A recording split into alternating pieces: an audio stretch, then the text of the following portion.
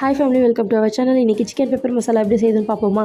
ஒரு பேன் வச்சு அதில் 3 டேபிள் ஸ்பூன் ஆயில் ஆட் பண்ணிவிட்டு 2 பட்டை, 2 லவங்கம், 1 ஏலக்காய், 3 காஞ்ச மிளகாய் ஆட் பண்ணி 1 டேபிள் ஸ்பூன் இஞ்சி பூண்டு ஆட் பண்ணி நல்லா வதக்கி விட்டுருங்க. இது கூடிய 3 வெங்காயம் எடுத்திருக்கேன், அதை கட் பண்ணி வச்சுருக்கேன். அது கூட ஆட் பண்ணி அது வதக்கிறதுக்காக சால்ட் 1/4 டேபிள் ஸ்பூன் ஆட் பண்ணி நல்லா வதக்கி விட்டுக்கிறேன். இது கண்ணாடி பதம் வந்த உடனே 1/2 டேபிள் ஸ்பூன் ஜீரகம், 1/2 டேபிள் ஸ்பூன் சோம்பு ஆட் பண்ணி நல்லா மிக்ஸ் பண்ணி விட்டுக்கிறேன். இது கூடிய மசாலா ஆட் பண்ணிடுவோமா. 1 டேபிள் ஸ்பூன் மல்லித்தூள், 1/2 table spoon garam masala, 1 table spoon pepper. நான் கிரைண்ட் பண்ணி வச்சுருக்கேன் பெப்பர். இதை நல்லா மிக்ஸ் பண்ணி விட்டுருங்க.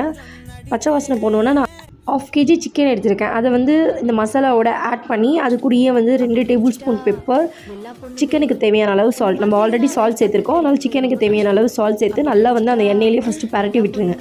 அதுக்கப்புறம் அதில் 100 ml வாட்டர் ஆட் பண்ணி நல்லா மிக்ஸ் பண்ணி விட்டுருங்க. இப்போ நல்லா கொதித்து இந்த வாட்டர் எல்லாமே அந்த சிக்கன் அப்சர்வ் ஆகி ஃபுல்லாக ட்ரை ஆகிடணும். மசாலா மட்டும்தான் இருக்கும், அந்த மாதிரி பண்ணிவிடுங்க. செம்ம டேஸ்ட்டாக இருக்கும். இந்த மாதிரி வந்துடணும். இன்னுமே கொஞ்சம் சுருள விடலாம் சிக்கனை. இப்போ பாருங்கள், இதில் கார்னிஷ்க்கு நான் கொரியாண்டர் லீஃப் ஆட் பண்ணிக்கிறேன். மல்லி இலை நல்லா ஆட் பண்ணிவிட்டு ஒரு மிக்ஸ் கொடுத்துருங்க. சூப்பராக இருக்கும். நீங்கள் ரைஸ் கூட, சப்பாத்தி கூட, ரொட்டி கூட, பரோட்டா கூட எது கூட வேணால் சாப்பிட்லாம். செம்ம டேஸ்ட்டாக இருக்கும். ட்ரை பண்ணி பார்த்துட்டு எப்படி இருக்குன்னு கமெண்ட் பண்ணுங்கள். தேங்க்யூ ஃபார் வாட்சிங்.